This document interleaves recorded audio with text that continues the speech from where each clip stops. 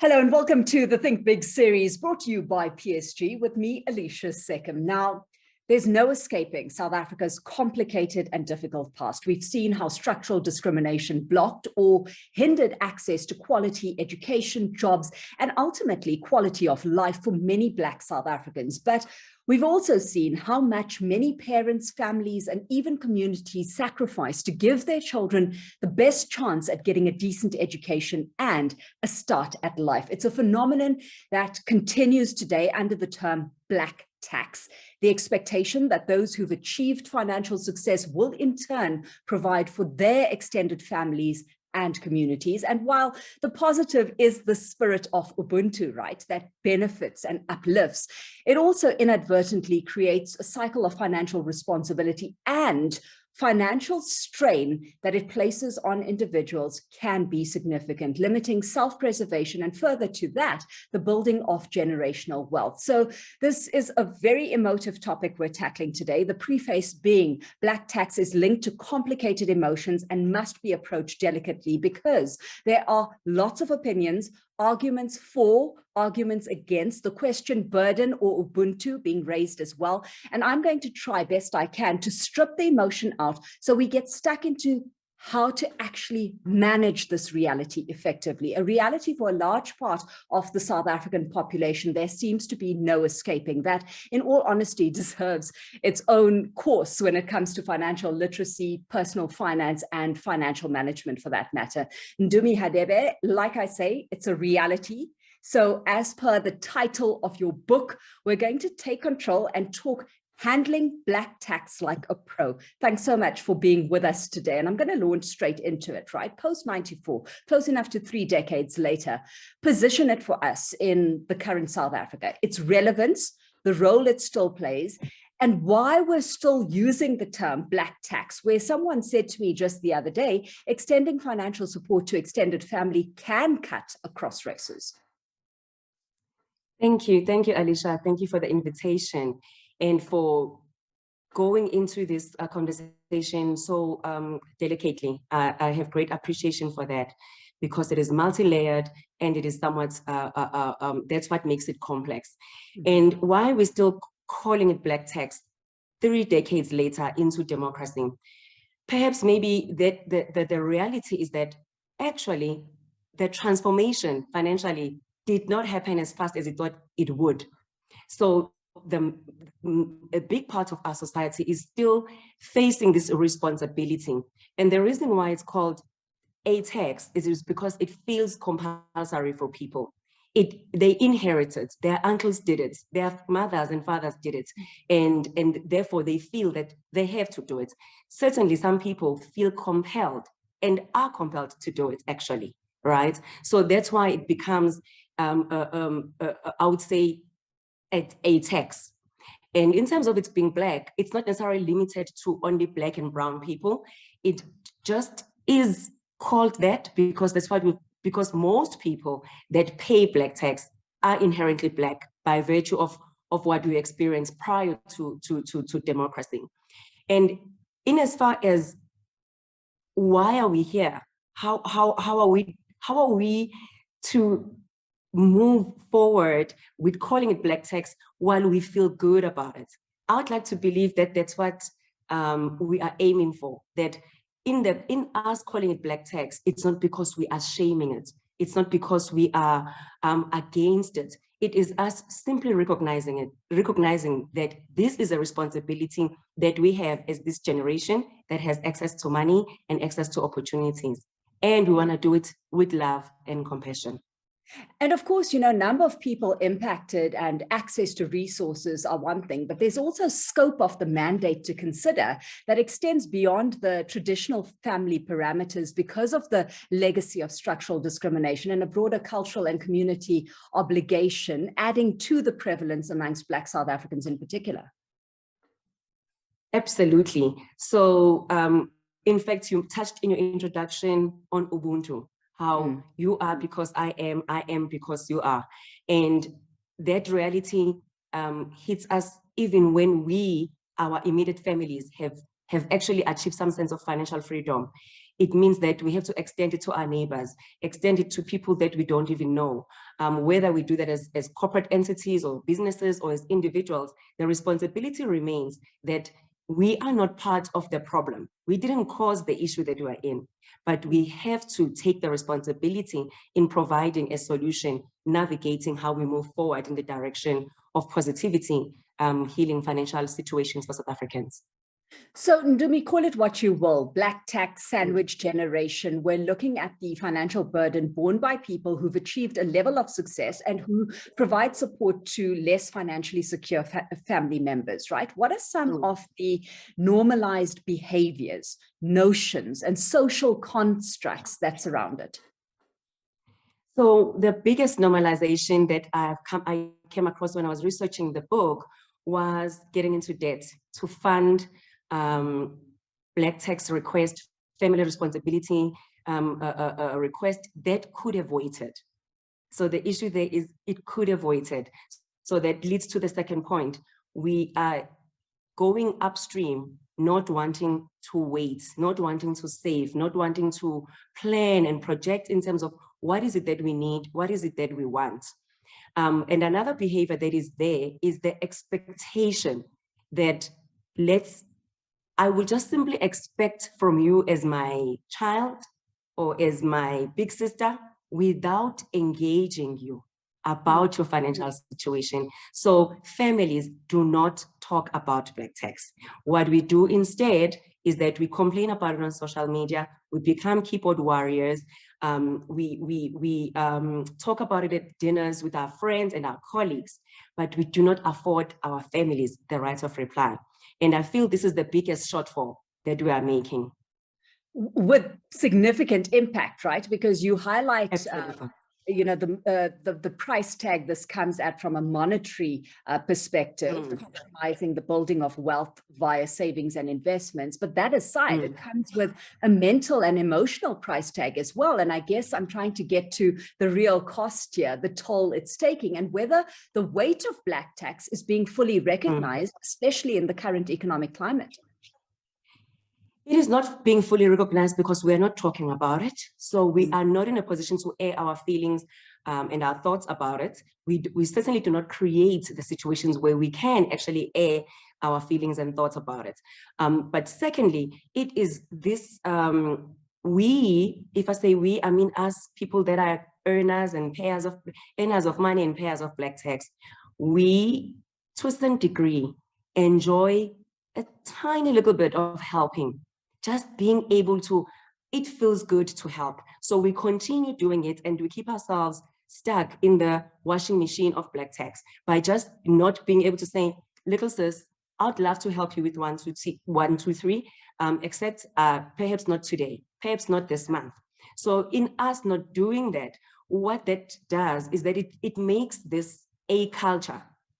It just makes it a thing. When you then say, I have a newfound boundary, there's a double take that happens. It's like, who does she think she is? You know, and that's exactly it, because this is the point you make quite loudly in your book, and you're quite emphatic about, Ndumi. You argue that those struggling with this, and I hesitate, using the word burden, but struggling with this burden is more as a result of not being able to set boundaries. So spell it out for us, because one would think it's more about money and affordability. So when you say black tax is about boundaries, what do you mean? Well, if it was only about money, it would mean that the executives sitting at a corner office in Sandton or in Waterford, Cape Town, would not be catching feelings or thoughts about black tax. So the fact that they are earning 150, 250K or whatever the case may be a month or however long, they share the same feelings and sentiments with the person that's earning 10K. That to me, tells me that the common factor is lack of boundaries. Both parties, even though they hold these extreme polarities, they have thoughts, they have feelings that they hold very strongly about black tax, yet they're not communicating those with their loved ones. And when we're not communicating our wants and needs and our thoughts and feelings in any situation, we are compromising the boundary. Yeah, I hear you, but This almost seems a case of easier said than done. So let's explore some of the practicalities. I mean, how do you establish those boundaries? One, once you've already created the expectation, and two, does that mean needing to warrant why the expenditure you as the well-off family member are incurring is justified relative to the broader needs? So the starting point is for an individual in question to actually acknowledge to themselves that they need to do something about their situation. If there's something to be done, then acknowledgement is necessary. So that's a starting point. Acknowledging and then unjudge the self for realizing that, oops, like as it was in my case, I'm 40. I've been working since I was 18. I've got to show for it. And whose fault is that? It was mine. So what I needed was to simply call a family meeting out of drama, away from drama, because I think people want to do this in reaction to a black text request. I advise strongly to do it when nothing has happened, when nothing is about to happen. You simply look into the situation and you say, I've made some irresponsible decisions, and I must take accountability going forward. You call this meeting. If the thought is on Wednesday, that Friday, Saturday, the meeting needs to happen. And you sit the family down. Mommy, Daddy, I have been looking into my finances and I noticed that I have made some irresponsible choices. I am in debt. I don't have savings. I don't have sufficient investments. You list the situation as it is. And I feel that the situation that I'm in, it makes me a liability to me and to you, because that's the truth. Because if I'm in these things, I'm unable to be of any help to anybody. So we started there by taking complete accountability and not showing up in an accusatory tone where it's like, you know, you guys have been expecting these things from me, and look at me now. I'm 40 and I've got nothing to show for it. Nobody pointed a gun at you.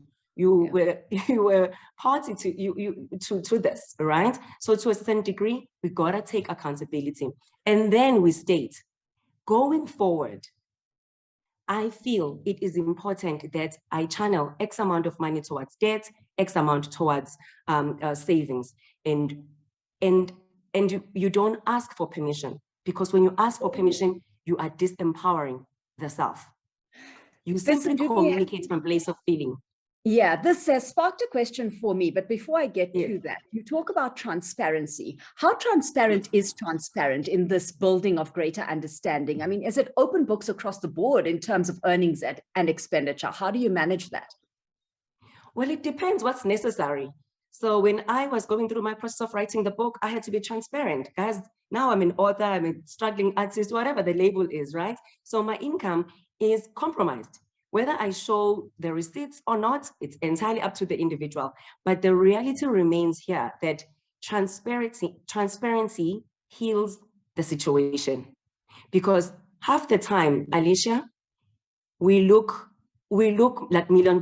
You know what I mean? We look like we can afford more black tax. We look like what we're contributing is actually little, based on the cars we drive, where we live, and the clothes we wear, and so on. Sometimes we need to afford our loved ones a little bit of insight into the reality of our situation. That when I'm in Joburg, when I'm in Cape Town, when I'm breathing in, it's 100 Rand. Breathing out, it's another 100 Rand. It's just, life is expensive. And our parents, they don't quite grasp that. And transparency helps them navigate the level of understanding. Ndumi, look, I don't think we need to lay out the perils of stretching one's finances further than one should, right? But, and this is a very big but here, how in a society as unequal as we are, with very immediate challenges like unemployment at historical highs, persistently high inflation impacting the cost of living and bringing with it immediate expenses, does one begin to justify longer term savings when they're very short term needs? And I stress the word needs here, not wants, that need to be fulfilled. That is always that difficult question to answer. And I'll take it back to your question, where you said, you highlighted the depth of the financial situation right now, right? That is precisely why we should be having more agency around this, around around doing things differently. So starting with being clear that if I am Ndumi and I deplete my savings, in due course, I will have literally nothing to pour into myself or to anybody else. I feel that there's a conversation that we are also not having as families, because we are committed to because it feels better to not address the issue, so it feels better, it feels quicker and easier to just not address the core issue. But coming back to how we do that in terms of needs versus wants, and short-term versus long-term, my suggestion is that families sit down and look at a long-term plan. They look at it, all of them. So it's not the person that does the paying that is saying, I'm imposing this. Let's sit down, let's have a discussion. What can we actually cut down considering the financial situation right now, considering the economic situation right now? What is a need truly? Is DSTV necessary? Is buying at certain supermarkets necessary? Can we cut this? Can we cut? Because all the cents add up, right? So that's the first conversation. But the second conversation is for people to realize that long term, if there is nothing to draw from, then there is absolutely nothing. So we may as well start cutting down on these needs of ours, right? Some people think meat is a need. Perhaps not. Maybe we can cut down something cheaper, maybe fish or chicken, right? So it's the downgrading of life to first suit the financial or the economic situation that we are facing as a country. Absolutely. So it points to a drawing up of guidelines that will inform what you will or won't allow, but that negotiating spectrum could be quite vast if you don't get it right. And so you then point to this more rigid or clinical working on and building of financial planning models being needed here, right? And it's so critical that you highlight this, Ndumi, because a viewer actually wrote in asking, is it necessary to give money? Is providing health insurance, medical aid, and setting up an investment account not more beneficial? And I guess that speaks to, learning to manage finances in a way that helps support families without ignoring one's own financial needs and goals.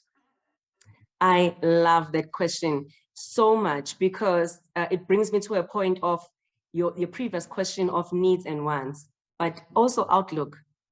Instead of gifting each other with things that are frivolous, that might actually just disappear after the birthday, what if we gifted each other with investments, with a membership for exercise, for gym or whatever, right? So this is why it's necessary for us as families to relook our lifestyles. We relook how we spend our weekends, we relook how we spend our days.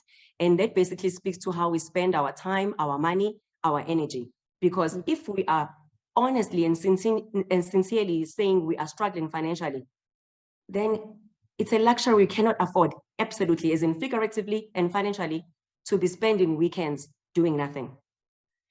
Absolutely, and that when it comes to the individual, right, and the parameters that you do as an individual have in your control. What's your take broader than that, Ndumi, on how we start fostering an environment supportive of accumulating wealth? Because financial inclusion is far from where it needs to be, right? The financial industry itself still has massive work to do, especially where one of the hurdles is cost to accessing capital, especially for those by no choice of or decision of their own who don't have collateral backing them up. I want to take it back to families, because I do believe that family structures are what build a healthier society. So if we defined for ourselves individually as families that we want this financial legacy, we don't want our kids to inherit debt from us. We don't want to inherit us sitting here as their black text. Then we ought to do this differently.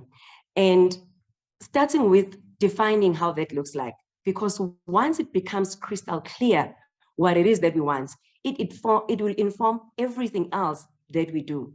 Because right now, I feel that our goals, the things that we say we want, are not quite matching with our behavior. I see the environment. I recognize that there are these challenges, and I recognize that even within these challenges, it still requires us to say, no, I will do this differently. And in my doing it differently as a family, then this is how we are going to move forward deliberately. So the issue is that we are not intentional enough. And that sounds accusatory, but I'm myself included, that we truly would be spending our time, our money, our energy differently if our legacies or the things that we want out there, in the future were crystal clear. So the issue is that it's not. Bottom line, Ndumi, is it realistic to say we can turn this around, build wealth while still supporting extended families and communities on very limited disposable income and looking at how far it has to stretch? Or is this here to stay until leaders adequately start solving for the inequities and start creating opportunities to close the wealth gap? So I kind of gave up on those guys. So I will not be commenting on that because I think waiting for that just has proven not to be helpful. But I would say coming back to individuals in terms of just recognizing that this may still be here for a long time. And that is precisely why we have to do it differently. Because if we do it with debt, if we do it in a way that is costly to us, it's costly to our families, it means we have less capacity to help other people. That's my concern, that if we don't feel that things are not moving fast enough in terms of the government or whatever else, whoever else is responsible, then it means we have to take the responsibility of moving things forward. But we cannot do it without having resources.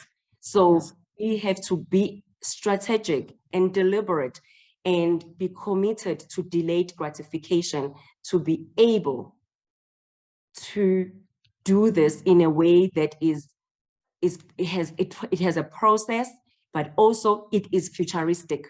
I do believe that it is possible. I have met people that have jobs, that are working, and they say, I don't know what that looks like. I don't know how that feels like, because their parents behaved differently. Their parents delayed gratification under very, very compromising circumstances. They did it. Yeah. And look, ultimately, while systemic change is what's necessary to address the historical and social factors that have created this burden in the first place, there are in the interim tools that can be used to empower, through, like you say, clear communication and strategic planning, so that giving back doesn't come at the total expense of saving, investing, and further to that, the building of generational wealth. Ndumi, thanks so much for your time today. Ndumi Hadebe is author of Handle Black Tax Like a Pro. Once again, thanks so much for sharing your perspectives with us today. To our audience, thank you for watching. And remember, the series is free, it's shareable, it's accessible to anyone, whether you're a PSG client or not. But for now, until next time, it's bye from me.